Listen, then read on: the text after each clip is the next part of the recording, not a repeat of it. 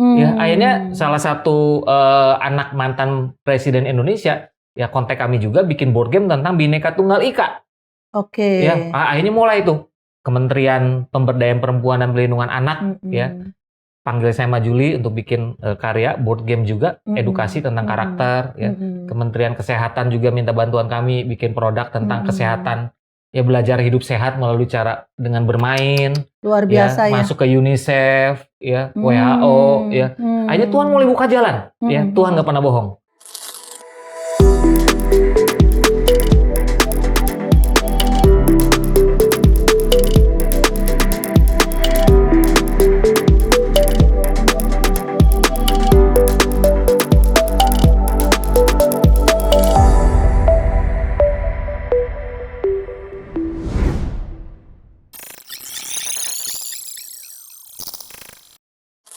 Hai sahabat Crosstalk, dengan saya Grace Kusno. Kita bertemu kembali dalam Bincang-Bincang Crosstalk, masih bersama narasumber kita Philip Triatna.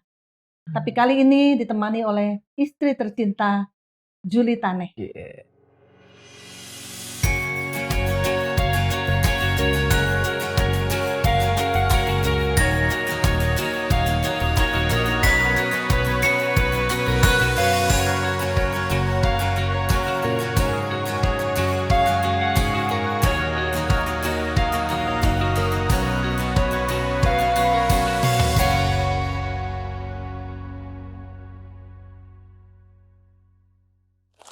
Hai Juli, halo Philip. Halo Kak Grace. Wah, rasanya kalau nggak ditemenin pasangan kurang lengkap ya. Iya, bikin semangat kehadirannya. Iya betul.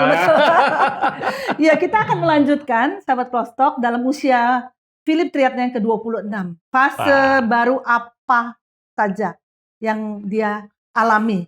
Betul ya, 26 tahun. Setelah 6 tahun hidup dalam pelayanan dengan orang-orang narkoba dan ada orang yang sakit jiwa, selesailah pelayanan ini memasuki tahap titik baru dalam kehidupan Philip Triatna.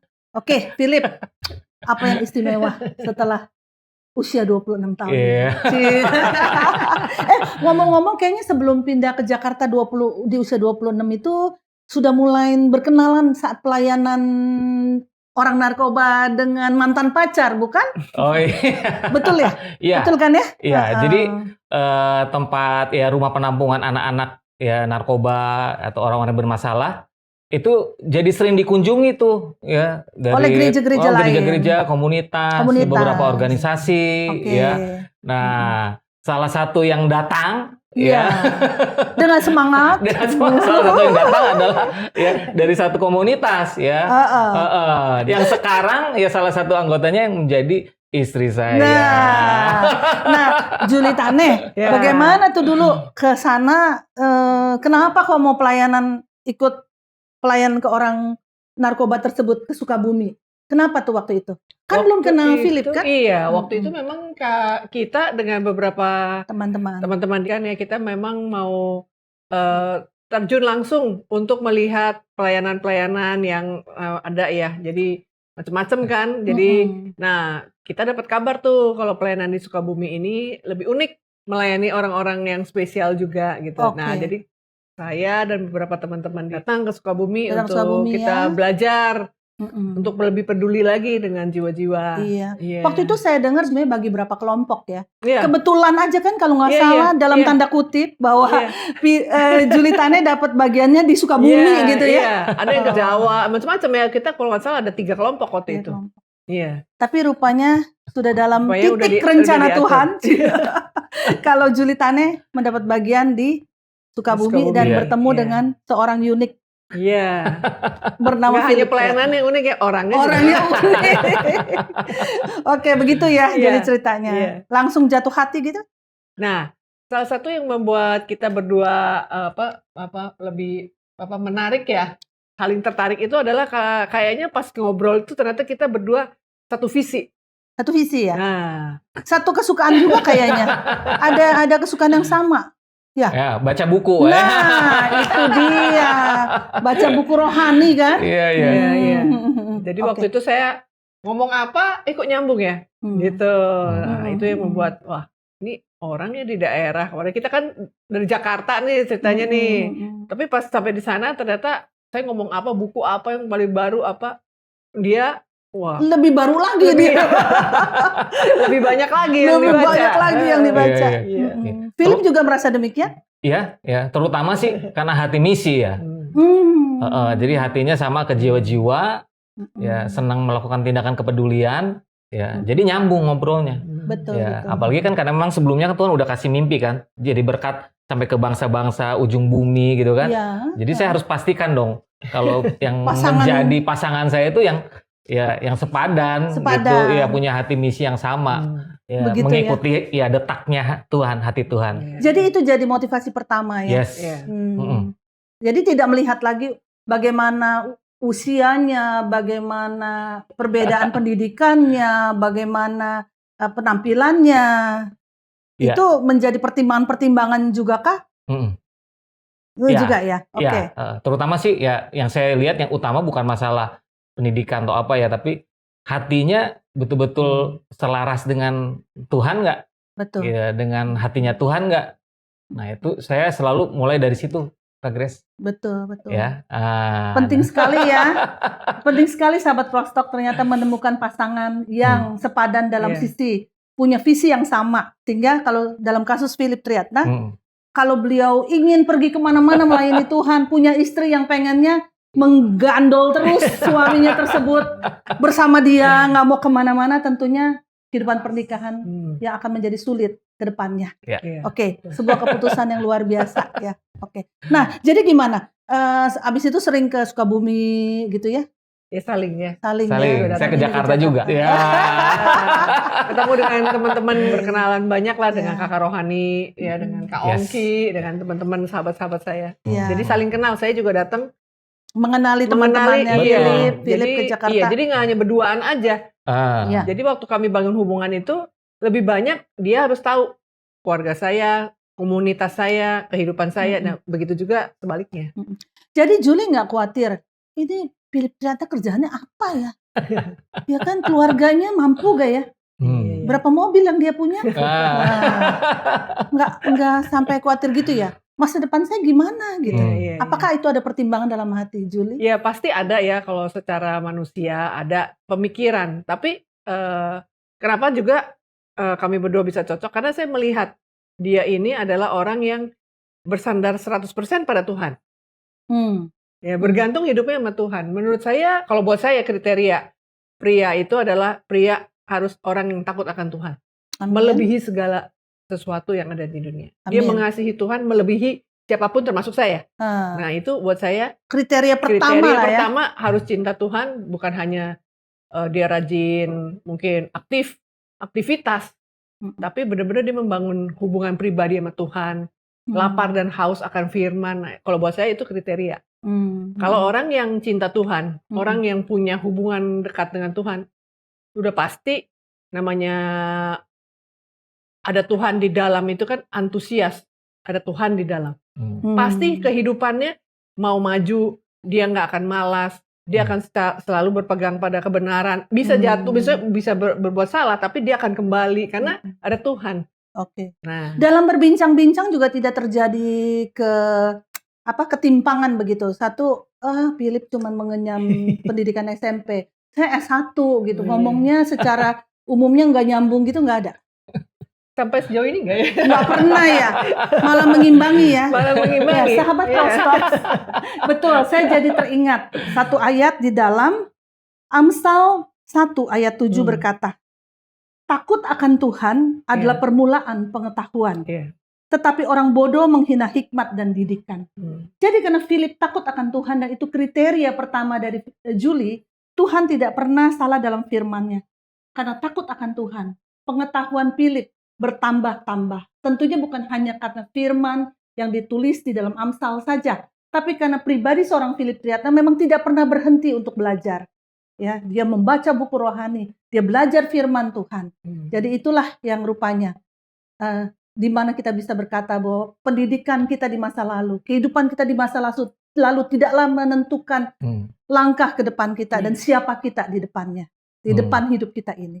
Oke, kita kembali ya, Jul. Iya. Oke, sesudah itu Philip ke Jakarta. Ya. Ya.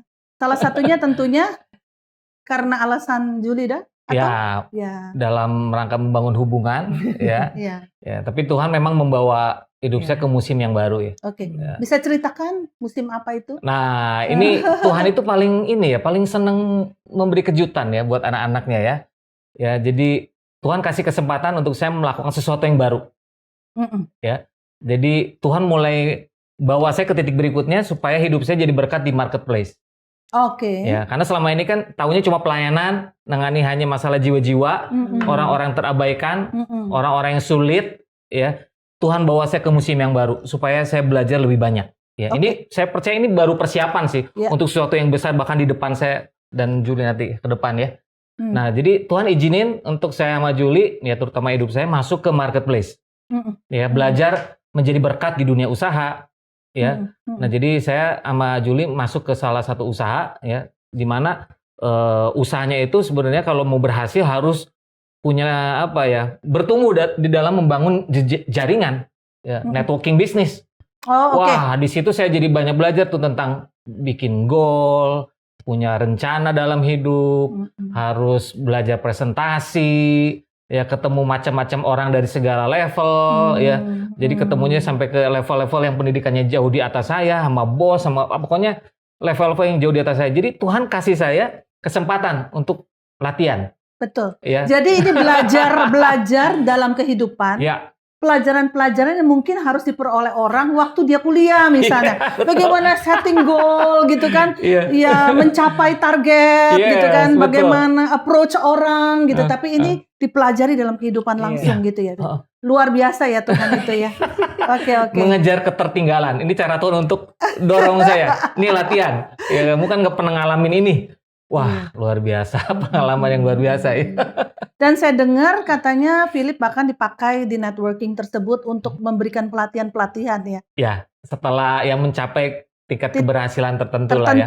Sampai posisi apa waktu itu udah mulai ngajar? Mulai ada peringkat yang namanya platinum. Platinum ya. Mulai platinum, ya akhirnya mulai dapat kesempatan keliling Indonesia ya. Iya. Ya, karena mungkin melihat orang yang dengan latar belakang seperti saya, pendidikannya nggak tinggi, ya kok bisa lumayan berhasil menjalankan usahanya. Ya, jadi kalau saya sharing di mana-mana, ini kalau Philip aja bisa, semua harusnya bisa gitu. Nah, oke. Kita melihat lagi ya satu rencana Tuhan yang kita mungkin nggak mengerti dulu, tapi itu ternyata sangat powerful ya, Lip ya. Emang luar biasa sih. Tuhan itu luar biasa. Oke. Sekalipun waktu ngalaminnya keringat-keringat dingin terus. Jadi harus mengandalkan Tuhan karena kan merasa nggak berdaya kan. Tapi kan jadi rendah hati, jadi Tuhan tolong saya nggak sanggup.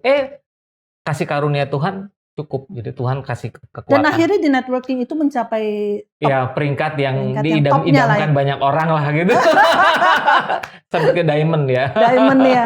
Nah, tapi kelanjutan daripada itu setelah diamond saya dengar Philip dan Juli melangkah lebih jauh lagi ya. Jadi tidak terlena dengan posisi diamond. Lalu berkata, tibalah saya di ujung rencana Tuhan. Saya harus jadi diamond seumur hidup, begitu ya. Hidup enak nih sekarang nih. Katanya kan kalau udah diamond, udah bisa pensiun. Katanya uang masuk terus, begitu ya. Nah, saya lihat ternyata tidak.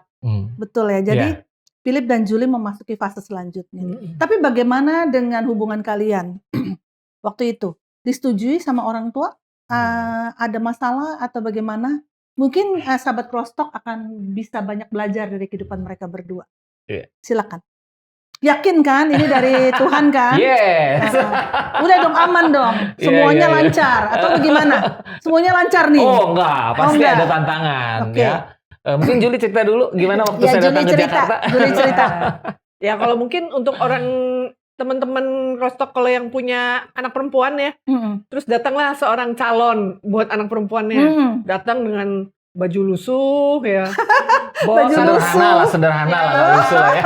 Ya lusuh lah ya, bawa tas ya, satu tas doang, terus hartanya ya satu tas itu, dan kantong plastik kresek hitam isinya baju gitu ya. Nah itu membuat mungkin agak shock juga ya orang tua saya ya. Tapi sebenarnya kalau lihat orangnya mungkin secara karakter orang senang.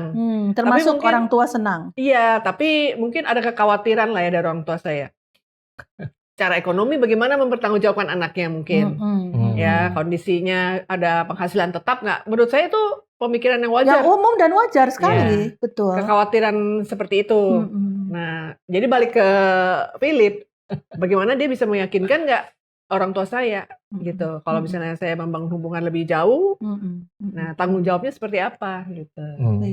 Gimana, Lip? Reaksi dari calon papa mertua waktu itu gimana kepada Philip? Mungkin terkejut ya. Kalau saya jadi dia juga terkejut. Penghasilannya berapa waktu itu? Ditanya, waktu itu ditanya langsung. Ya, akhirnya saya cerita ya.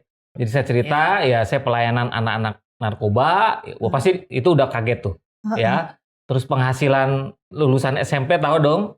Ya berapa ratus ribu aja. Ya, dia makin kaget. Ya.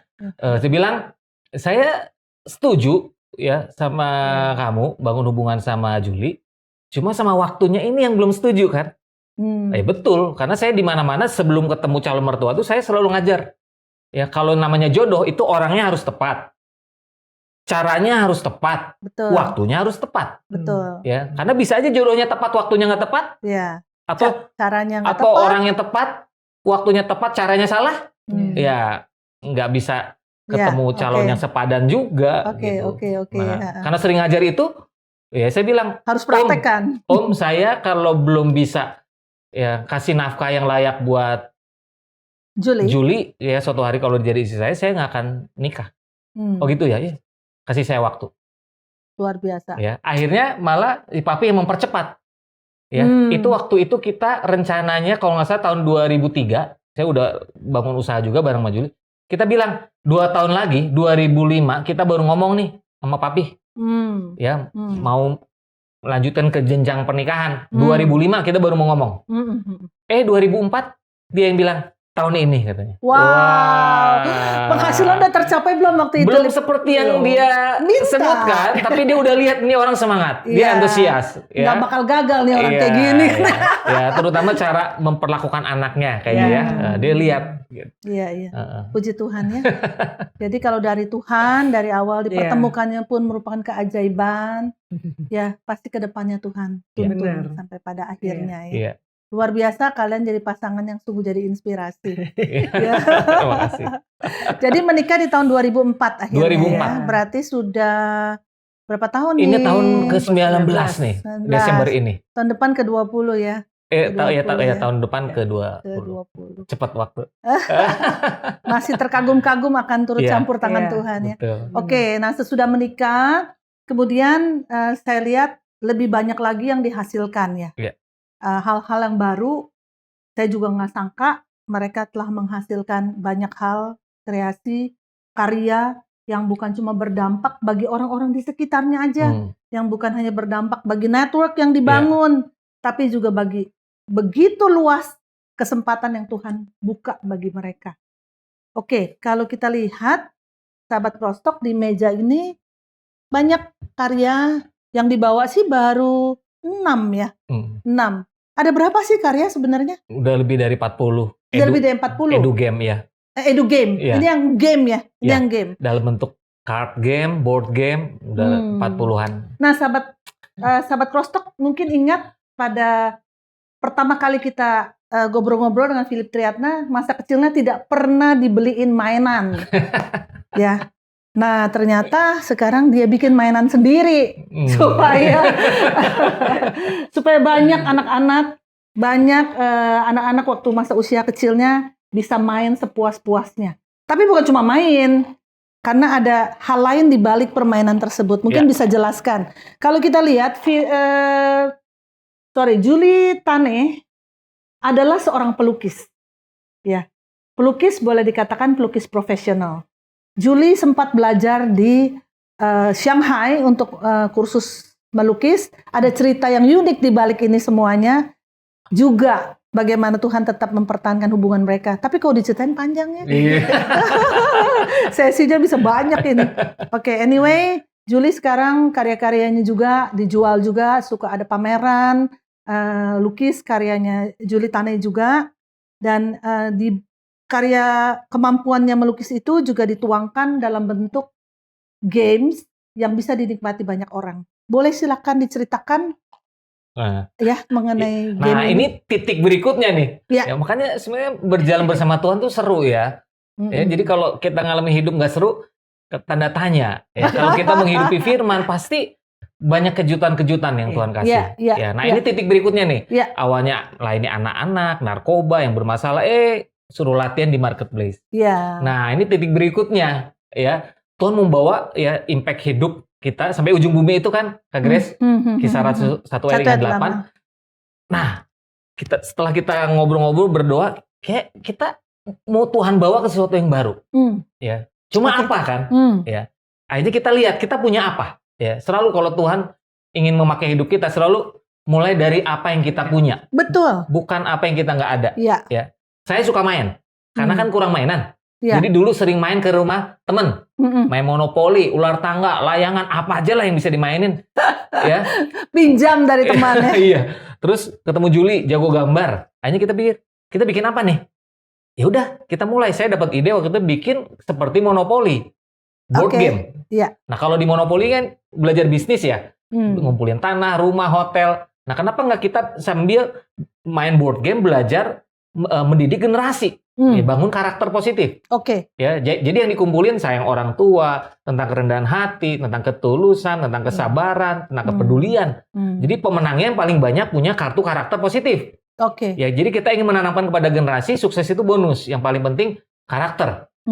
Ya, jadi itu yang paling utama. Ya, akhirnya lahir board game pertama ya, Semakin Berdetak namanya. Itu 12 tahunan yang lalu. Lahir board game yang pertama, ternyata responnya bagus, bukan hanya untuk anak-anak, ya, tapi buat orang-orang dewasa, keluarga main, bahkan perusahaan-perusahaan mulai banyak mengundang saya sama Juli, ya, belajar menggunakan board game yang kami bikin, ya, dan ternyata ya setelah kami lihat ya referensi dari buku, jadi bilang ternyata favorit otak untuk belajar itu bermain. Oh, sambil bermain. Ya. Belajar sambil bermain. Benar. Ya, ternyata semua orang suka main. Jadi orang merasa nggak belajar sambil main, tetap belajar sesuatu, nggak tertekan. Jadi waktu itu perusahaan-perusahaan mengundang dengan menggunakan materi yang sudah ada. Iya. Betul. Tapi lebih lanjut lagi, perusahaan-perusahaan tersebut juga saya dengar customize ya. Custom meminta kalian membuatkan game untuk perusahaan mereka. Boleh ceritakan mungkin seperti apa? Jadi misalnya, yang mungkin nggak sebut merek nggak apa-apa. Jadi kita pernah diundang ke salah satu bank yang swasta terbesar di Indonesia untuk training semua kepala cabang pembantu mereka, 1000-an orang dibagi sekitar 7 kali pertemuan, menggunakan board game itu. Responnya bagus, akhirnya minta bantuan kami untuk membuat board game khusus untuk mereka tentang service excellent. Jadi service excellent, nilai-nilai perusahaan itu juga bisa dibuat dalam bentuk board game, begitu ya? Ya, akhirnya kita menemukan ternyata hampir semua materi bisa dibikin edu game-nya. Ya, akhirnya salah satu anak mantan presiden Indonesia ya kontak kami juga bikin board game tentang Bhinneka Tunggal Ika. Ya, akhirnya mulai tuh Kementerian Pemberdayaan Perempuan dan Pelindungan Anak ya panggil saya sama Juli untuk bikin karya board game juga, edukasi tentang karakter ya. Kementerian Kesehatan juga minta bantuan kami bikin produk tentang kesehatan. Ya, belajar hidup sehat melalui cara dengan bermain. Luar biasa ya. Masuk ke UNICEF, ya, WHO, ya. Akhirnya Tuhan mulai buka jalan. Ya, Tuhan nggak pernah bohong. Betul. Ketika roh Tuhan turun atas hidup kita bisa jadi saksi. Bahkan sampai ke ujung bumi. Iya. Itu gimana caranya ya? Nggak kebayang nih. Terutama mungkin buat Juli ya. Philip juga, karena ide-ide setiap nilai-nilai tersebut, ataupun pendidikan tersebut, harus dimasukkan dalam bentuk board game yang sudah 40, yang nggak boleh pengulangan dong, idenya harus berbeda, betul ya? Kok punya idenya? Kok bisa gitu punya ide segitu banyaknya? Jadi pembagian kerjaannya gimana nih? Juli itu cuma gambar doang, idenya dari Philip atau gimana? Saya sendiri suka bertanya-tanya nih. Bareng-bareng, mungkin Juli cerita. Coba Jul, gimana cerita Jul? Ya, bareng-bareng sih. Biasanya, nah di situ sih kami ngelihat karya kami ini sebenarnya semua karya Tuhan. Bukan kuat dan kuasa kami, bukan kami, kuat dan gagah kita ya, kepintaran kami. Karena seringkali kita ketemu contoh kasus-kasus yang maksudnya kita ketemu dengan lembaga-lembaga, Bank Indonesia ya dengan Bank Indonesia mungkin gitu ya. Dan apa yang kadang-kadang mereka bicarakan, materi-materi mereka, kita nggak paham sebenarnya. Susah banget ya sebetulnya ya. Buat Bank Indonesia boleh jadi contoh itu sebenarnya apa yang mereka minta untuk dibuat oleh kalian? Waktu itu Isinya apa kami bikin tentang economic leadership. Jadi ini adalah bahan pelatihan mereka untuk para pemimpin-pemimpin di daerah. Untuk wali kota, untuk bupati, ini bahan training. Nah, jadi bahan training itu supaya mudah untuk disampaikan, itu minta dibuatkan secara games, secara permainan. Nah, buat kami bahan-bahan mereka itu sebenarnya kami nggak ngerti bahannya. Jadi setiap kali kita memasuki ya, maksudnya babak-babak baru, selalu Tuhan bawa kami tuh nol lagi. Nah, di situ kami harus belajar lagi. Jadi kami harus benar-benar bergantung sama hikmat Tuhan. Kadang-kadang Tuhan ini ngomongnya apa ya? Buat kami kadang-kadang nggak ngerti. Itu benar-benar nggak ngerti. Tapi kita minta Tuhan. Jadi sampai hari ini ya, semua karena Tuhan. Bukan karena bisanya kita. Tapi kita melihat Tuhan memang membimbing. Kalau Tuhan janji, Tuhan yang bukakan jalan. Walaupun kayaknya kebentur nih, gimana nih? Tuhan buka jalan, kasih hikmat. Coba kalian, kasih hikmat ke kami, terus kami bilang sama mereka, boleh nggak untuk memperdalam, kami minta kami di training dong. Jadi kami harus punya kerendahan hati untuk bilang bahwa kami perlu mengerti. Minta tolong untuk mereka ngajarin. Materi-materinya biar bisa dimengerti, baru bisa dituangkan dalam gambar dan sebagainya. Dan itu menyenangkan sekali ternyata. Dengan ketidaktahuan kami, justru kami malah dapat ilmu-ilmu yang tadinya kita nggak pernah ada, nggak pernah kepikir, malah diajar oleh orang-orang yang ahli-ahli ini. Jadi Philip Triatna ngerti dong kenapa Tuhan izinin sampai SMP doang. Supaya nggak bergantung dengan kekuatan sendiri. Dan supaya belajar di kehidupan itu langsung. Jadi semua dimulai dari makanya detakan. Nah, itu kita apa mulai itu? dari detak. Ya. Jadi kalau Tuhan kasih kepercayaan, kita gemeter, takut-takut, bagus. Jadi kita bergantung sama Tuhan. Jadi kita betul-betul mengandalkan Tuhan. Kami berdua nggak punya anak kandung, tapi Tuhan arahkan bikin produk pendidikan untuk edukasi anak. Ya kan? Akhirnya kami banyak belajar tentang menjadi orang tua kayak gimana. Buku-buku tentang parenting kita beli banyak banget. Terus kita bikin game uji coba sama anak-anak. Efektif. Padahal kita punya kendala, kita nggak punya anak. Dulu dihindari anak-anak, sekarang anak-anak nempel karena ngajakin main. Yang kedua secara edukasi. Pendidikan khususnya saya sampai SMP kan. Tapi Tuhan izinkan bikin produk pendidikan. Untuk orang-orang yang level pendidikan di atas. Betul. Saya pernah diundang di acara Bank Indonesia, itu ada 15 direktur BI. Semuanya PhD. Training. Jadi yang diminta mentraining lulusan SMP. Itu kalau bukan Tuhan nggak mungkin. Men-trainingnya tuh ajak main game itu sambil main belajar. Terus Philip nggak? Pasti gemeter. Jadi bagus gemeter. Bagus ya. Jadi ngandelin Tuhan tolong gitu. Jadi kalau kita kadang-kadang dapat hal yang baru dari Tuhan, kita gemeter, kita takut. Awalnya nggak berdaya nggak apa-apa. Jadi kita minta bantuan Tuhan, kita minta arahan Tuhan. Kayaknya sekarang Philip udah S3 menurut saya. Belajar dari kehidupan ini, bidangnya bisa macam-macam. Jadi dia S3-nya pendidikan, S3 mungkin pendidikan anak, begitu ya. Jadi memang luar biasa Tuhan ya. Tuhan yang hebat. Tapi saya percaya karena Philip juga memberi respons yang benar. Jadi sahabat Crosstalk, respons itu penting sekali. Respon yang benar itu adalah keputusan kita, bukan keadaan yang mempengaruhi kita. Tapi saat kita berespons dengan benar, saat kita didasari oleh karena takut akan Tuhan, karena mengasihi Tuhan, belajar firman, pasti Tuhan akan menuntun ke depan. Tidak ada alasan apapun untuk berkata, saya nggak bakal bisa jadi apa-apa. Kalau kita menyaksikan kesaksian mereka berdua, justru mereka dipakai Tuhan melebihi daripada apa yang mungkin mereka pernah bayangkan. Betul ya? Pernah nggak bayangin? Bisa dipanggil kementerian gitu ya? Nggak pernah. Nggak pernah ya? Saya percaya Tuhan mau pakai hidup kami luar biasa, tapi nggak ngerti sampai kayak sejauh ini gitu. Iya. Kalau UNICEF itu udah tingkat dunia sih, betul ya. Juga diminta kan tadi kita ada sebut UNICEF. Untuk kita malah bikin video sketsa video kartun. Khusus untuk Indonesia. Bahasa Indonesia. Kisah si Aksa, kisah si Geni. Kita bikin video mencegah kekerasan seksual pada anak. itu sudah ditonton jutaan orang ya, menginspirasi banyak orang. Iya. Banyak Semoga dipakai. juga diterjemahkan atau voice over-nya diganti dengan bahasa-bahasa macam-macam di seluruh dunia ya. Kalau Iya. udah begitu sebenarnya visi yang diberikan kepada Philip dan Julie juga ya untuk menjadi saksi, memuridkan sampai ke ujung bumi, itu sebetulnya juga tercapai itu secara nggak sadar ya. Karena itu akan spread sampai ke manapun lewat sosial media, lintas waktu dan lintas tempat begitu ya. Sungguh-sungguh luar biasa. Oke, baik. Apalagi ya yang kita belum bahas mengenai ini ya. Kedepannya. Nah, ini kan nih udah 40 nih. Kira-kira ada mimpi lain nggak ke depannya? Ya, terus titik lainnya nih. Udah ada yang baru lagi? Boleh sedikit dibocorkan gitu mungkin? Kalau ada. Iya, memang misi yang Tuhan kasih sama kami kan membangun budaya positif ya dengan cara-cara kreatif. Ya, kita membangun budaya positif dengan cara-cara kreatif. Membangun budaya positif dengan cara-cara kreatif. Makanya kita bikin board game, bikin card, ya, video, ya, bikin ini sekarang bangun budaya iman semangat ya? Iman. Betul. Iya, sahabat Crosstalk, ini t-shirt iman ini adalah karya mereka loh. Dan sekarang lumayan heboh gitu ya, dibeli banyak orang, dipakai banyak orang. Kalau pakai ini ingat terus harus beriman. Okay. Dan hidupnya harus berdetak. Betul.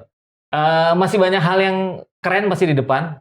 Ya, kuncinya terus ya punya membangun hubungan yang karib sama Tuhan. Ya kami percaya nanti akan ada detakan-detakan yang baru di depan. Betul. Ya, ada hal-hal baru memang yang Tuhan sedang percayakan, tapi nanti lain kali kita ngobrol bicara lagi ya. Iya, bicara lagi udah ya. ngomongin titik yang itu. Udah. Untuk nanti ya, kemudian hari ya untuk ini sekarang lagi digodok. Baik. Iya. Oke. Jadi sahabat Crosstalk, saya teringat akan firman Tuhan. Mari kita sama-sama membacanya. Yang terambil di dalam Mazmur 1. Saya akan bacakan buat sahabat Crosstalk. Berbahagialah orang yang tidak berjalan menurut nasihat orang fasik, yang tidak berdiri di jalan orang berdosa, dan yang tidak duduk dalam kumpulan pencemooh. Tetapi yang kesukaannya ialah Taurat Tuhan, dan yang merenungkan Taurat itu siang dan malam. Ia seperti pohon yang ditanam di tepi aliran air, yang menghasilkan buahnya pada musimnya, dan yang tidak layu daunnya. Apa saja yang diperbuatnya berhasil. Amin. Nah, yang saya pelajari dari kehidupan Philip Triadna dan Julie Tane adalah mereka melakukan Mazmur 1 ayat 1 sampai dengan 3 ini. Mereka kesukaannya adalah Taurat Tuhan dan merenungkan Taurat itu siang dan malam. Walaupun kami bukan menganjurkan kita tidak usah masuk dalam edukasi yang tinggi, tapi manakala Tuhan mengizinkan kita, bahkan mungkin tidak sempat mengenyam pendidikan apapun juga, tapi kita menyukai Taurat Tuhan, kita merenungkan Taurat Tuhan, kita pun akan bisa berhasil. Apapun yang diperbuatnya berhasil. Demikian saya akhiri bincang-bincang Crosstalk kita bersama dengan Philip Triadna dan Julie Tane. Mungkin ada pesan terakhir singkat saja dari Philip dan Julie untuk sahabat Crosstalk kita. Silakan. Ya. Orang yang berhasil itu karena kuat dalam perenungan firman. Oke. Karena ketika kita kuat dalam perenungan firman, kita semakin tahu tujuan Tuhan, mimpi Tuhan. Ya, sehingga kita punya semangat untuk menggali potensi yang sudah Tuhan taruh dalam hidup kita. Dan kita bergerak. Jadi semuanya ada di firman Tuhan ya. Dan kita bergerak untuk jiwa-jiwa ya, dengan hati yang peduli kepada sesama. Oke. Julie mungkin? Iya. Untuk saya menambahkan aja dari Philip, untuk kita bisa menggali firman, untuk kita bisa lapar dan haus, kita perlu mengalami perjumpaan secara pribadi dengan Tuhan. Dan di situ kuncinya. Ketika kita masing-masing setiap pribadi mengalami perjumpaan dengan Tuhan, disitulah terbuka semuanya. Oke. Perjumpaan dengan Tuhan itu adalah lahir baru yang Philip pernah alami. Julie Tane juga alami. Saya juga alami. Dan mungkin banyak sahabat Crosstalk alami. Atau mungkin ada dari kita yang sebenarnya cuman saya ikut Tuhan Yesus hanya karena orang tua saya. Hanya karena tradisi saya. Tapi apa yang disampaikan Julie Tane adalah perjumpaan pribadi dengan Tuhan adalah titik awal dari semua lompatan-lompatan yang akan terjadi dalam kehidupan kita di depan kita. Sahabat Crosstalk, demikianlah pembelajaran yang begitu banyak yang kita sudah dengarkan lewat sharing daripada Philip Triatna dan Julie Tane. Saya percaya kita semua diberkati. Sampai jumpa dalam bincang-bincang Crosstalk selanjutnya. Sahabat Crosstalk, agar kesaksian ini dapat lebih memberkati banyak orang, yuk like and share kepada sahabat dan keluarga lainnya. Bagi sahabat Crosstalk yang diberkati oleh kesaksian ini, mari berbagi di kolom komentar dan subscribe agar tidak ketinggalan kesaksian lainnya.